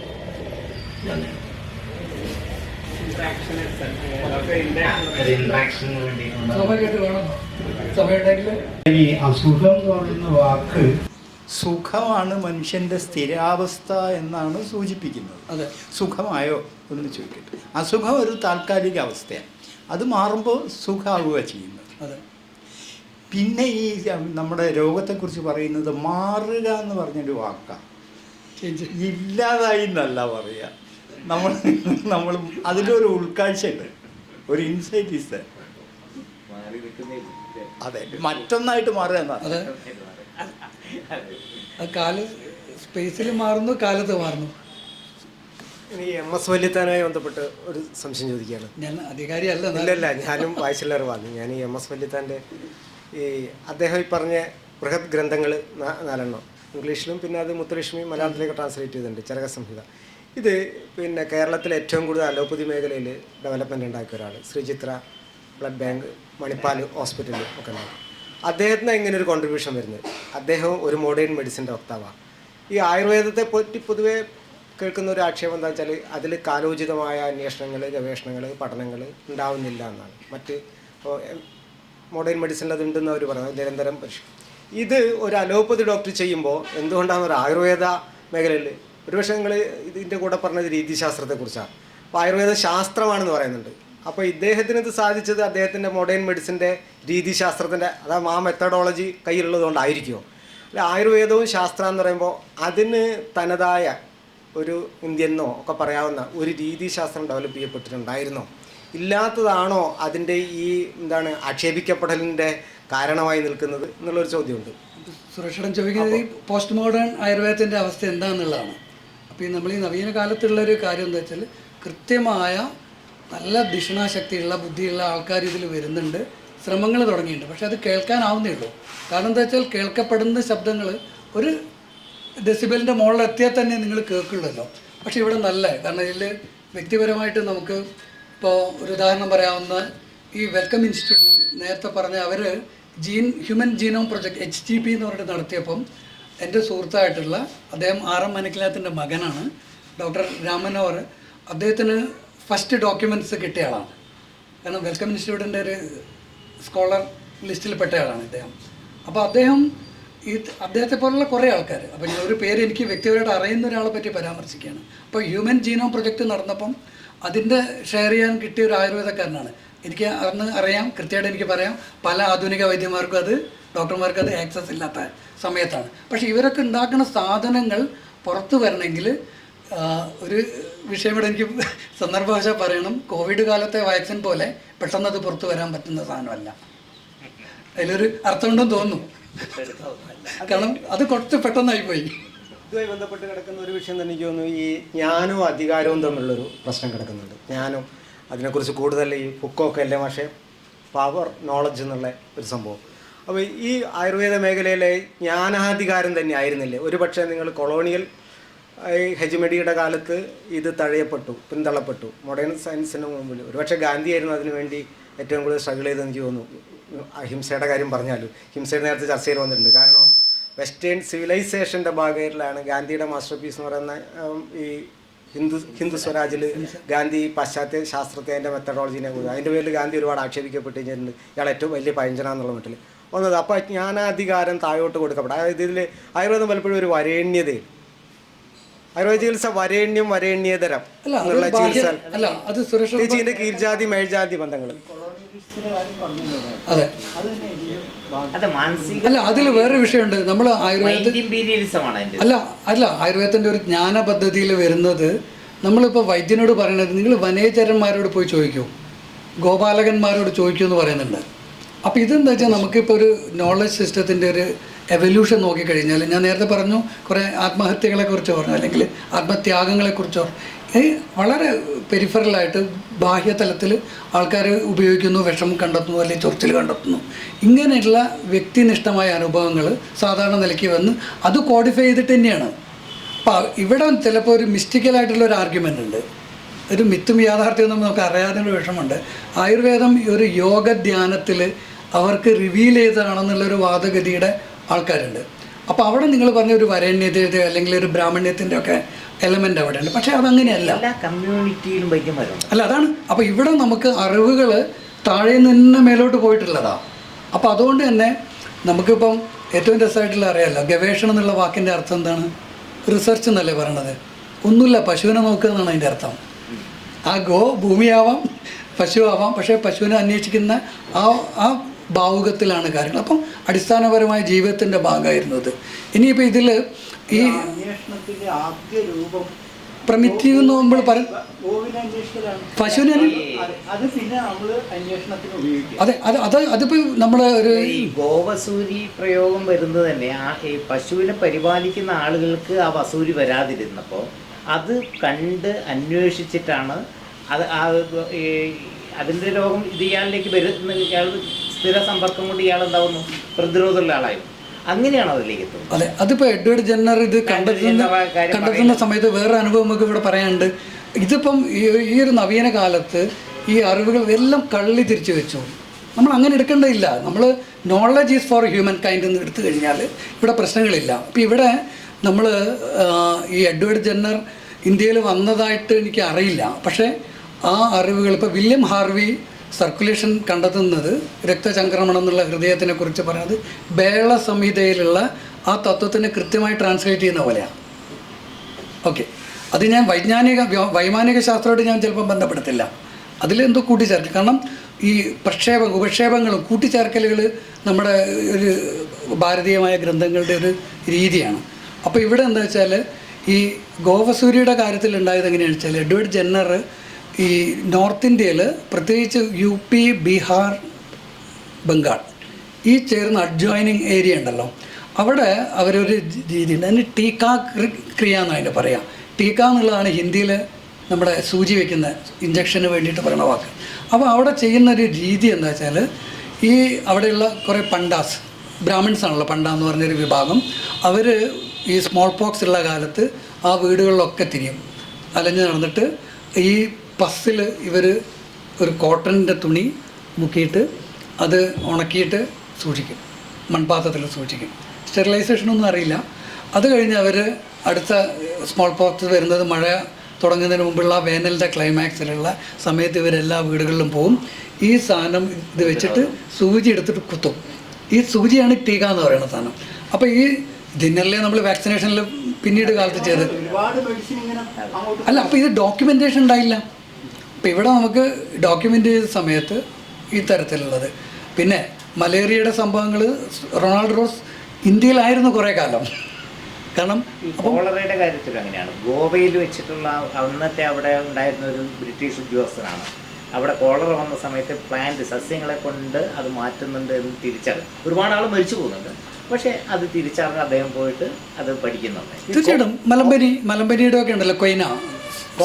കോട്ടക്കൽ ആര്യവൈദ്യശാലയെ ബന്ധപ്പെട്ട ഒരു ഡോക്ടർ KN പണിക്കരുടെ ഒരു പഠനത്തിൽ, ഒരു കൊളോണിയൽ അതുമായി ബന്ധപ്പെട്ട പഠനത്തിൽ അവിടുത്തെ നാട്ടു മുസ്ലിം വൈദ്യന്മാരായിരുന്നു പണ്ട് PS വാര്യർക്ക് ഈ മരുന്നുകൾ പറിച്ചെത്തിച്ചു കൊടുത്തതെന്ന് ഞാനിവിടെ വായിച്ചൊരു ഓർമ്മയുണ്ട്. അതെ, അതുപോലെ ഒന്നുകൂടി ഈ ഹോർത്തൂസ് മലബാറിക്കസ് എന്ന് പറയുന്ന വളരെ പ്രശസ്തമായ വർക്കാണ്. കേരള യൂണിവേഴ്സിറ്റി ബീഗ്ബാൽ വൈസ് ചാൻസലർ ആയിരിക്കെ അതിൻ്റെ 12 വോള്യൂം പ്രസിദ്ധീകരിച്ചു. അത് ഡച്ച് അല്ലേ ഇട്ടി അച്യുതൻ വൈദ്യൻ എന്ന് പറഞ്ഞ ഒരു നാട്ടുവൈദ്യൻ്റെ സഹായത്തോടെ ഒരു സായിപ്പ് ശേഖരിച്ചാണ്. അപ്പം ഞാൻ നേരത്തെ പറഞ്ഞ ജ്ഞാനോ അധികാരമായി ബന്ധപ്പെട്ട് ഇതിവിടെ കിടക്കുന്നുണ്ട്. മറ്റൊറ്റ ചോദ്യം ചോദിച്ചു ഈ ബുദ്ധന് ഇതൊരു ഇൻട്രസ്റ്റിംഗ് ആയതുകൊണ്ട് ഞാൻ ഒന്നൊരു ടിപ്പണിയിലേക്ക് ചേർക്കാം. ഈ വാൻ റീഡ് എന്ന് പറയുന്ന ഡച്ച് ഗവർണർ ക്യാപിറ്റൽ ആകെ ഡച്ചിന് ചെറിയ പ്രദേശങ്ങളേ ഉള്ളൂ, കുളച്ചൽ ആ ഏരിയയിലൊക്കെ വന്നിട്ടുള്ള. അപ്പോൾ ഇവരെന്ത് ചെയ്തു, ശ്രീലങ്കയിലേക്ക് ക്യാപിറ്റൽ മാറ്റാനുള്ള ചിന്ത മറ്റേ രാജാവിൻ്റെ അടുത്ത് നിന്ന് ഡച്ച് അവിടെ നിന്ന് വരുന്നു. അപ്പോൾ ഗവർണറിന് പറയേണ്ടതെന്ന് വെച്ചാൽ കേരളമാണ് പൊട്ടൻഷ്യൽ. അപ്പോൾ ഇത് തെളിയിക്കാൻ വേണ്ടിയിട്ട് അദ്ദേഹം എന്ത് ചെയ്തെന്ന് വെച്ചാൽ കേരളത്തിലുള്ള ഔഷധ സസ്യങ്ങളുടെ സമ്പത്ത്, കാരണം ഡച്ചിനൊരു ഇമോഷണൽ സാധനം കൃഷിയായിട്ട് ബന്ധപ്പെട്ടിട്ടാണ്. ഹോളണ്ടിൻ്റെ ഒരു രീതി അതാണ്. അപ്പോൾ അവരെല്ലാത്തിലും ഇപ്പോഴും അങ്ങനെയാണല്ലോ, കൃഷിയുടെ ഒരു അപ്പോസ്റ്റലന്മാരാണ് അവർ. അപ്പോൾ ഇതിൽ ഇദ്ദേഹം എന്ത് ചെയ്തു എന്ന് വെച്ച് കഴിഞ്ഞാൽ രംഗഭട്ട്, വിനായകഭട്ട് എന്ന് പറഞ്ഞിട്ടുള്ള ആൾക്കാരെയും ഇട്ടി അച്യുതൻ്റെ അനുഭവം കൂടെ വെച്ചിട്ട് ഈ ഹോർത്തൂസ് മലബാറിക്കസ് ആരാമം എന്നുള്ള അർത്ഥത്തിലാണ്, തോട്ടം എന്നുള്ള പൂന്തോട്ടം എന്നുള്ള അർത്ഥത്തിലാണ്. അപ്പോൾ ഇത് പ്രസിദ്ധീകരിച്ച് കഴിഞ്ഞാൽ രാജാവിന് തൃപ്തിയാവും, കാരണം കേരളത്തിൽ തന്നെ മതി നമുക്ക് എന്നുള്ള ആ ആലോചനയുടെ ഭാഗമായിരുന്നു അദ്ദേഹം ഒരു അധികാരത്തിൻ്റെയും കൂടെ ഒരു പ്രൂവ് ചെയ്യാൻ വേണ്ടിയിട്ടാണ് അത്. പക്ഷേ എന്തായാലും അതൊരു കൊളോണിയൽ കോൺട്രിബ്യൂഷൻ കൂടി ആയി. അതിലൊരു ടിപ്പണി, അതിലൊരു ഇൻട്രസ്റ്റിംഗ് ആയിട്ടുള്ള ആദ്യത്തെ മലയാളം പ്രിന്റിങ് അതിലാണ്, സംശയവേദാർത്ഥമല്ല. അതുപോലെ ഒരു ബുദ്ധനെ ബന്ധപ്പെട്ട ഒരു പരാമർശം ഞാൻ രാഘവാരൊരിക്കൽ സംസാരിക്കുമ്പോൾ ചവറ കൾച്ചർ സെൻ്ററിൽ ഒരു ആനുഷംഗ ഒരു പരാമർശം കേട്ടിട്ടുണ്ട്. ഈ ആയുർവേദത്തിൻ്റെ വളർച്ചയ്ക്ക് ബുദ്ധനാ കാരണം. കാരണം ചരകനും ശുശ്രുതനും പിന്നെ ആരായി സർജറി നടത്തിയ ആൾ സുശ്രുതൻ. കാരണം ഈ അനാത്മവാദം ബുദ്ധിസമായി ബന്ധപ്പെട്ട് ഇവിടെ ഉള്ളതുകൊണ്ടാണ്. അല്ലെങ്കിൽ കീറി മുറിക്കാൻ പറ്റില്ലായിരുന്നു എന്ന്. അതുപോലെ ആയുർവേദത്തെ ബുദ്ധമതവുമായി ബന്ധപ്പെട്ട് രാഘവൻ തിരുവൾപ്പാടും പഠനങ്ങൾ നടത്തുന്നുണ്ട്. അങ്ങനെയാണെങ്കിൽ നേരത്തെ ശശി ഡോക്ടർ പറഞ്ഞ ഈ ഹിംസ അതിൻ്റെ ഓപ്പോസിറ്റായിട്ട് നിൽക്കുന്നത് കേരളത്തിൽ എത്തിച്ചത് എന്ന് അല്ല, അതിലെന്താ സംബന്ധിച്ച് കഴിഞ്ഞാൽ ശരിക്കും അത് പറയപ്പെടുന്നത് അശോകന്റെ സമയത്ത് എത്തുമ്പോഴാണ്. ശരിക്കും ഈ ബുദ്ധന്റെ സംഭവം എന്താ വെച്ചാൽ ബുദ്ധൻ അതിനൊരു ഗുണഭോക്താവാണ്. ജീവകൻ അദ്ദേഹത്തിൻ്റെ ഈ ഇതുണ്ടല്ലോ ഫിസ്റ്റുല ഭഗന്തരത്തിന് ചികിത്സിക്കുന്നു. അത് വേദന അനുഭവിക്കുന്ന ആളല്ലേ ബുദ്ധൻ. നമ്മളതിനൊരു ദൈവികത ഒന്നും കൊടുക്കണ്ട. അൾട്ടിമേറ്റ് ഹ്യൂമൻ ബീങ് ആണല്ലോ ബുദ്ധനോട്. നമുക്ക് ഇപ്പോഴും സ്നേഹവും ബഹുമാനവും തോന്നുന്നത് ആ അദ്ദേഹത്തിൻ്റെ മനുഷ്യബോധത്തിലല്ലേ. അപ്പോൾ അദ്ദേഹം വേദന അനുഭവിച്ചു, ഇത് കഷ്ടപ്പാടാണുള്ളതെന്ന് റിയലൈസ് ചെയ്തിട്ടുണ്ട്. അതേ സമയത്ത് ബിംബിസാരനും അശോകനൊക്കെ ചെയ്തത് എന്താ വെച്ചാൽ അങ്ങ് അന്ത്യോക്യ വരെ യൂറോപ്പിൻ്റെ പ്രദേശത്തേക്ക് എത്തി. ഏഷ്യ മൈനറിലൂടെ പോയിട്ട് അവിടെ ക്ഷേത്രങ്ങൾ അല്ല ആസ്പത്രികൾ ഉണ്ടാക്കുന്നു. മൃഗങ്ങൾക്ക് വേണ്ട ചികിത്സ കൂടെ കൊടുക്കുന്നുണ്ട്. ബുദ്ധനെ പറ്റിയുള്ള റെഫറൻസാണ്. അപ്പോൾ ഇതിൻ്റെ ഒരു സംഭവമാണ്. ചേർത്തലയാണ് ശരിക്ക് വാഗ്ഭടൻ ഈ ജീവിച്ചതെന്നും അവിടെ നിന്നാണ് അഷ്ടാംഗരത എഴുതിയെന്ന് പറയുന്നുണ്ട്. അവിടുത്തെ കരുമാടിക്കുട്ടൻ്റെ ഒക്കെ സംഭവം ഉണ്ടല്ലോ. കരുമാടിക്കുട്ടൻ ബുദ്ധനാണ് എന്നുള്ള നിരീക്ഷണം ഉണ്ടല്ലോ. അപ്പോൾ ഇതിൽ ഈ ബുദ്ധൻ്റെ സംഭാവനകൾ മികച്ചതാണ്. കാരണം പീഡ വിഷം അനുഭവിക്കുന്നതിനെ മാറ്റുന്നതും കൂടെ ആവശ്യമാണല്ലോ. അപ്പോൾ അതിൽ വേറൊരു പീഡ പാടില്ല എന്നുള്ളത് ശസ്ത്രക്രിയയെക്കുറിച്ച് അവർക്കൊരു ഡിഫറൻസ് ഓഫ് വ്യത്യസ്തമായൊരു അഭിപ്രായം ഉണ്ടായി എന്ന് മാത്രമേ. വ്യക്തി സമൂഹം ആരോഗ്യം എന്നുള്ള സംവാദം എനിക്ക് വ്യക്തിപരമായിട്ട് ആയുർവേദത്തെക്കുറിച്ച് ഒരുപാട് അറിവ് നൽകിയിട്ടുണ്ട്. എന്നാൽ ഈ സമൂഹത്തിൻ്റെ പ്രതിനിധി എന്നുള്ളവർക്ക് എൻ്റെ മനസ്സിലുണ്ടായ 2-3 സംശയങ്ങളാണ്. ഒന്ന്, ആയുർവേദം ശരിക്കും സാധാരണക്കാരന് അപ്രാപ്യമായിട്ട് തോന്നുന്നുണ്ട്. ഇതൊരു വരേണ്യവർഗത്തിൻ്റെ അല്ലെങ്കിൽ പൈസക്കാരന് ചികിത്സിക്കാൻ പറ്റുന്നൊരു ഏരിയയാണ്. ഞങ്ങൾക്കിത് പോയാൽ നടക്കില്ല, അല്ലെങ്കിൽ ഇത് പെട്ടെന്ന് മാറില്ല, അത് ഞങ്ങൾക്ക് ഒരുപാട് എക്സ്പെൻസീവാണ്. അതുകൊണ്ട് സമൂഹം ആയുർവേദത്തിൽ നിന്ന് അകലുന്നതായിട്ട് സാറിന് തോന്നിയിട്ടുണ്ടോ? 3 ചോദ്യം സിമ്പിൾ. ഇതൊക്കെ പറഞ്ഞിട്ടാവാം. അതിൻ്റെ കൃത്യമായ നെഗേറ്റ് ചെയ്യുന്ന ഡാറ്റയാണ് ആയുർവേദം 70% ഇന്ത്യയിൽ സ്വീകാര്യമാണെന്നുള്ളത്. കാരണം കോസ്റ്റ് എഫക്റ്റീവ് ആയിട്ടുള്ളൊരു സാഹചര്യമുണ്ട്. നമ്മളിപ്പോൾ പറയുന്ന നമ്മുടെ വ്യവസ്ഥയുടെ ഭാഗമായിട്ടുള്ള ധനത്തിന് പ്രാധാന്യമുള്ള ഒരു മെത്തേഡുണ്ട്. കാരണം ഇതിൽ സത്യത്തിൽ നമ്മൾ നോക്കൂ, നമുക്ക് ചെടികൾ പറിച്ചെടുത്തിട്ട് ചികിത്സിക്കാൻ പറ്റുമെങ്കിൽ കോസ്റ്റ് എഫക്റ്റീവായിട്ട് ചികിത്സിക്കാൻ പറ്റും. ഇപ്പം എൻ്റെ തന്നെ എവല്യൂഷനിൽ ഞാൻ ആദ്യം 3-4 കൊല്ലം മരുന്നുകൾ വീട്ടിൽ നിന്ന് പറിച്ചെടുത്തിട്ടും നാട്ടിൽ നിന്ന് പറിച്ചെടുത്തിട്ടും കൊടുത്തിട്ട് കോസ്റ്റ് എഫക്റ്റീവായിട്ട് ചെയ്തിട്ടുണ്ട്. പക്ഷേ അതേ സമയത്ത് എനിക്കിപ്പം ആ ലഭ്യത പ്രശ്നമുണ്ട്. ആ ഔഷധങ്ങൾ കിട്ടാതെ വരുന്നു, പലതരത്തിൽ അത് ഉണ്ടാക്കി കൊടുക്കാൻ പറ്റില്ല. അപ്പോൾ പിന്നെ ആ മരുന്ന് തറി മരുന്ന് എന്ന് പറയുന്ന ആശയമുണ്ടല്ലോ അങ്ങാടി മരുന്ന് കടകളിൽ. പിന്നീട് ആ ഒരു ഘട്ടം എത്തിയ സമയത്താണ് എനിക്കത് നിർത്തേണ്ടി വന്നത്. ഞാൻ ഉദ്ദേശിച്ചതിനേക്കാളും ഭയങ്കര കോസ്റ്റ്ലി ആയിപ്പോയി. അതായത് പ്രിപ്പയർഡ് ആയിട്ടുള്ള ഒരു മരുന്ന് വളരെ വില കൂടിയതായി വന്നപ്പോഴാണ് നിർത്തിയത്. ഓക്കെ, അപ്പം ഞാൻ നിങ്ങളുടെ ചോദ്യത്തിനുള്ള ഉത്തരവ് ഇതാണ്. നമ്മുടെ കേരളത്തിലെ സ്ഥിതി മാത്രമല്ല നമ്മളതിന് വിശകലനം ചെയ്യേണ്ടത്. ഇന്ത്യയിൽ അത് 70% ഉണ്ടെങ്കിൽ അവിടെ പണക്കാരായതുകൊണ്ട് മാത്രമല്ല 70% ആക്സസ് വന്നിട്ടുള്ളത്. ഇത് ഏത് ഡാറ്റയുടെ അടിസ്ഥാനത്തിലാണ് ഇന്ത്യയിൽ 70% ഉണ്ടെന്ന് പറഞ്ഞത്? സ്റ്റഡി ചെയ്തിട്ടുള്ള കാരണം സ്റ്റാറ്റിസ്റ്റിക്കൽ ഡിപ്പാർട്ട്മെന്റ് ഉണ്ടല്ലോ. ഉണ്ട് അല്ലേ? എൻ്റെ സംശയം ഇപ്പം പ്രസന്റിൽ ഓക്കെ പ്രസന്റിൽ കേരളത്തിൽ നമ്മൾ പൂർണ്ണമായിട്ടും എന്ന് പറയാൻ പറ്റില്ലെങ്കിലും ഒരു 75% ആളുകളും മോഡേൺ മെഡിസിനെ ആശ്രയിക്കുന്നത്.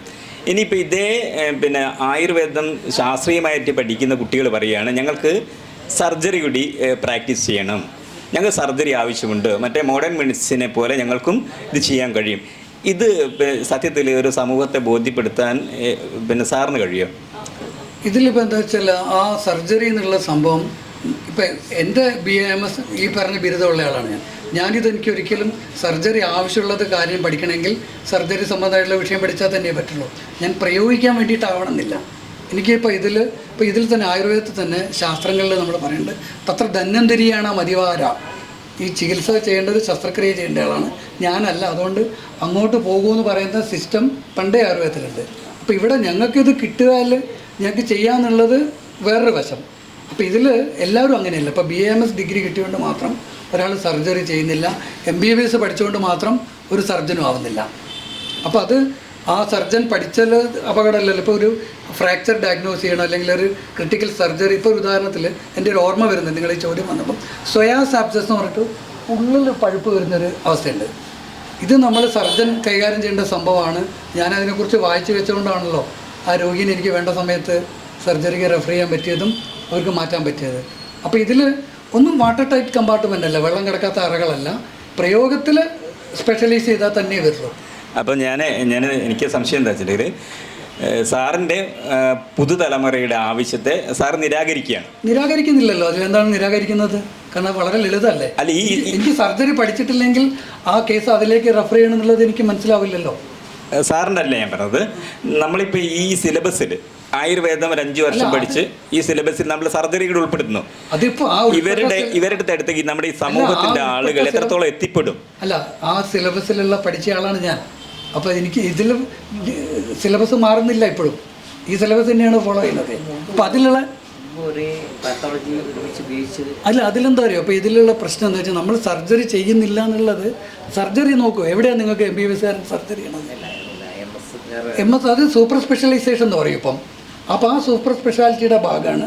പക്ഷെ അത് കോഴ്സ് പഠിച്ചുകൊണ്ട് നമുക്ക് MBBS അല്ലേ ഞാൻ പറഞ്ഞത്. മോഡേൺ മെഡിസിൻ സർജറി നമ്മൾ മസ്റ്റായിട്ട് പൊതുസമൂഹം പിന്നെ അങ്ങനെയാണ് റിലൈസ് ചെയ്തിട്ട് അവരെ പോകുന്നത്. അതല്ല, അവിടെ ഞാൻ നേരത്തെ അതിൻ്റെ ക്ലൂ പറഞ്ഞു വെച്ചിട്ടുണ്ട്. ടെക്നോളജി അഡാപ്റ്റ് ചെയ്ത സമയത്താണ് ഇപ്പോൾ റോബോട്ടിക് സർജറി വരുന്നുണ്ട്. എന്താണ് മനുഷ്യൻ ചെയ്യുന്നതിനേക്കാളും കൃത്യമാണെന്ന് വരും. ഇറ്റ്സ് അപ്ലിക്കേഷൻ ഓഫ് ടെക്നോളജിയാണ്. അപ്പോൾ ഈ തരത്തിൽ ആയുർവേദക്കാരന് പഠിച്ചാൽ ചെയ്യാൻ പറ്റാണ്ടൊന്നുമില്ല. പക്ഷേ നമ്മൾ അതിന് വേണ്ടി സ്പെഷ്യലൈസേഷൻ അയാൾ പോകണം. അപ്പോൾ അത് കിട്ടിയതുകൊണ്ട് ഒരിക്കലും അത് നോ എന്നുള്ളൊരു വിഷയമില്ല, ആവശ്യമില്ല എന്നുള്ള പോയിന്റുമില്ല. ഓക്കെ, ഇനി അവസാനത്തെ ചോദ്യം. ഞാൻ പിന്നെ തിരുനെല്ലി ക്ഷേത്രത്തിന് താഴെയായിട്ട് ഒരു ആദിവാസി വൈദ്യന് ദിവസം, അതായത് ഒരു ദിവസം വെച്ച് ബാക്കി എല്ലാ ദിവസം 10-200 പേഷ്യൻ്റ് എത്തുന്നുണ്ട്. ഇവിടെ പിന്നെ നമ്മൾ മോഡേൺ മെഡിസിൻ കൈയൊഴിഞ്ഞ ആളുകൾ, ഉയർന്ന വിദ്യാഭ്യാസമുള്ള ആളുകൾ, ഇവരൊക്കെയാണ് ഈ ആദിവാസി വൈദ്യനെ സമീപിക്കുന്നത്. ഇത് സത്യത്തിൽ പിന്നെ ഈ നിങ്ങളുടെ മോഡേൺ മെഡിസിൻ അത് ശാസ്ത്രീയമായിട്ട് ഇത് അഭ്യസിച്ച് ആയുർവേദ ഡോക്ടർക്ക് ഇവരെക്കുറിച്ചുള്ള അഭിപ്രായം എന്താണ്? എനിക്കിപ്പം വ്യക്തിപരമായിട്ട് അയാളെ അറിയാത്തതുകൊണ്ടൊന്നും പറയാൻ പറ്റില്ല. അതേസമയത്ത് നിങ്ങളോട് ചേർത്ത് വെക്കാൻ പറയുന്ന ഒരു ഇൻഫർമേഷൻ എനിക്ക് പറയാം. കുറ്റിക്കാട്ടൂർ എന്ന് പറഞ്ഞ സ്ഥലത്ത് വോൾവോ, ബെൻസ്, വലിയ ആധുനിക വലിയ കാറുകൾ, ലക്ഷറി കോടീശ്വരന്മാരായുള്ള ആൾക്കാർ ഒരാളെ കാണാൻ വരും. അയാൾ മീൻ വെക്കുന്ന ആളാണ്. അയാളതെല്ലാം ചികിത്സ ചെയ്യുന്നുണ്ട്. അയാൾക്ക് ചികിത്സ പഠിച്ചിട്ടുണ്ടാവുമെന്ന് എനിക്ക് അറിയില്ല. അപ്പം അയാളുടെ അടുത്ത് ആൾ വരുന്നുള്ളത് മാത്രം ഒരു സ്വീകാര്യതേൻ്റെ വിജയമാണ്, ശരിയാണെന്നുള്ളതിൻ്റെ അടയാളമല്ല. അയാൾ ഇപ്പോൾ അയാളുടെ അടുത്ത് ആളെത്തുന്നു. നിങ്ങൾക്ക് വളരെ ചികിത്സ ലഭ്യമാക്കാൻ കഴിവുള്ള ആൾക്കാരാണ്. ഞാൻ ഈ വോൾവോൻ്റെ ഉദാഹരണം പറഞ്ഞത് എൻ്റെ വേർഷൻ അതല്ല. അല്ല, അത് മനസ്സിലായി. എൻ്റെ വ്യക്തിപരമായി അദ്ദേഹത്തെ നിങ്ങൾ അറിയണമെന്നില്ല. പക്ഷേ എൻ്റെ ആഗ്രഹം എൻ്റെ രോഗം മാറുമെന്ന് മാത്രമാണ്. അത് ഞാൻ ഏത് ശാഖയെ സമീപിക്കണം എന്നത് എൻ്റെ ചോയ്സാണ്.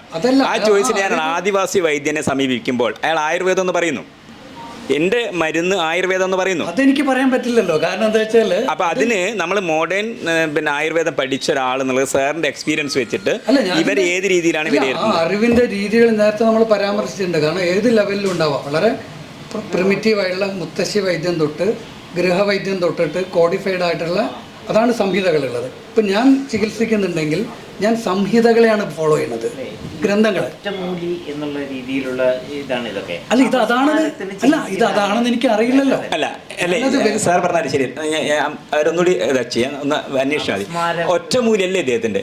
അതായത് ഞാൻ ഇദ്ദേഹത്തെ പോയി പിന്നെ ഒരു വെറുതെ നിരീക്ഷിക്കാൻ വേണ്ടി പോയതാ. ഞാൻ ആ ക്ഷേത്രത്തിൽ പോയപ്പോൾ നിരീക്ഷിച്ച അവിടെ അവരുടെ വീഡിയോയിലൊക്കെ കാട്ടിക്കുളല്ല ഈ ക്ഷേത്രത്തിൽ തൊട്ട് അവര് പിന്നെ ഒരു ക്യാൻസർ മാറിയ ക്യാൻസറായിട്ട് മരണത്തെ വിട്ടുകൊടുത്തൊരു പിന്നെ മോഡേൺ ഹോസ്പിറ്റലിൽ നിന്ന് ഇവിടെ വന്നിട്ട് പിന്നെ ക്യാൻസർ മാറുകയും സ്വർണ്ണഗിരിയുടെ ഈ ചങ്ങാതിക്ക് ഇട്ടുകൊടുക്കുക കർണാടകത്തിലൊരാൾ. അപ്പോൾ അവരെ സംബന്ധിച്ച് അവരെ അമ്മയെ തിരിച്ചു കിട്ടിയെന്നുള്ള അതിന് ചികിത്സിച്ചത് ഈ വൈദ്യനാണ്, അല്ലെങ്കിൽ ആദിവാസി ആളാണ്. പക്ഷേ അതിൽ വേറെ പ്രശ്നമുണ്ട്. നമ്മളതൊക്കെ ചർച്ച ചെയ്തിട്ടുണ്ട്. പ്ലാസിബോ എന്ന് പറഞ്ഞൊരു സാധനമുണ്ട്. ഇപ്പം മിസ്റ്റിക്കലായിട്ടും ഈ രോഗത്തിൽ നമുക്ക് മരുന്ന് തന്നെ ആവണമെന്നില്ല, വെറും വെള്ളം കൊടുത്ത് മാറ്റിയ ആൾക്കാരുണ്ട്. ഇപ്പോൾ ഉദാഹരണത്തിന് ഇപ്പം നമ്മൾ ഈ അപസ്മാര വൈദ്യം ചേലിയിൽ 2 വൈദ്യന്മാരോ ആയിരക്കണക്കിന് ആളുകളുടെ ചികിത്സയുണ്ടായിരുന്നു. കാരണം അവരുടെ കയ്യിൽ മരുന്നുണ്ടായിരുന്നു. അത് ഇങ്ങനെ ഈ സമൂഹത്തിന്റെ പ്രതിനിധികൾക്ക് നമുക്ക് സമൂഹത്തിന് കൊടുക്കേണ്ട ഒരു മെസ്സേജ് ഉണ്ടല്ലോ. അല്ല, ഇതിൻ്റെ സിറ്റുവേഷൻ നിങ്ങൾക്ക് വ്യക്തമാണല്ലോ. എനിക്കത് ഒരിക്കലും ഞാൻ തള്ളിക്കളയുന്ന ആളല്ല, ഞാൻ നിഷേധിക്കുന്ന ആളല്ല. ശരിയല്ല എന്നും പറയാൻ പറ്റില്ല. കാരണം എന്താ വെച്ചാൽ ആ അറിവ് അവിടെ ഉണ്ടാവുമല്ലോ. കാരണം ഇവർക്ക് വനൌഷധങ്ങളിലെ ലഭ്യതയുള്ളവരാണ്. ഇവർ ഉപയോഗിക്കുന്ന ഉപാധികളുടെ കാട്ടിൽ നമ്മൾ കണ്ടിട്ട് പോലും ഇല്ലാത്ത ചെടികളുണ്ടാവാം. അപ്പം അതിനെക്കുറിച്ച് അവർക്ക് പാരമ്പര്യസിദ്ധമായതോ അല്ലാത്ത അറിവുകളില്ല എന്നും പറയാൻ പറ്റും. പക്ഷേ ആയുർവേദം എന്ന് പറയുമ്പോൾ അത് നവീന കാലത്ത് അത് ആയുർവേദം എന്നുള്ള വാക്കിൽ അത് പെട്ടോണമെന്നില്ല. സംഹിതകളിൽ ആ പരാമർശങ്ങൾ, ഇപ്പോൾ അയാൾക്ക് ചിലപ്പം സഹചരാതി കഷായം എന്താണെന്ന് അയാൾക്ക് അറിയണമെന്നില്ല. അപ്പോൾ ആയുർവേദം പഠിച്ച ഒരാൾക്ക് സഹചരാതി കഷായം എന്താണ്, ചവനപ്രാശം എന്താണ്, പരിചയമുള്ള പേരുകൾ മാത്രം പറയാണ്. അതെന്താണെന്ന് അറിയുന്ന പോലെ അദ്ദേഹം അറിഞ്ഞോളണമെന്നില്ല. പക്ഷെ അത് ഊഹം മാത്രമാണ്. അപ്പോൾ അദ്ദേഹം അത് പഠിച്ച ആളാണോ എന്ന് അറിയാൻ പറ്റില്ലല്ലോ, അറിയുമോ എന്നുള്ളത് നമുക്കറിയില്ലല്ലോ.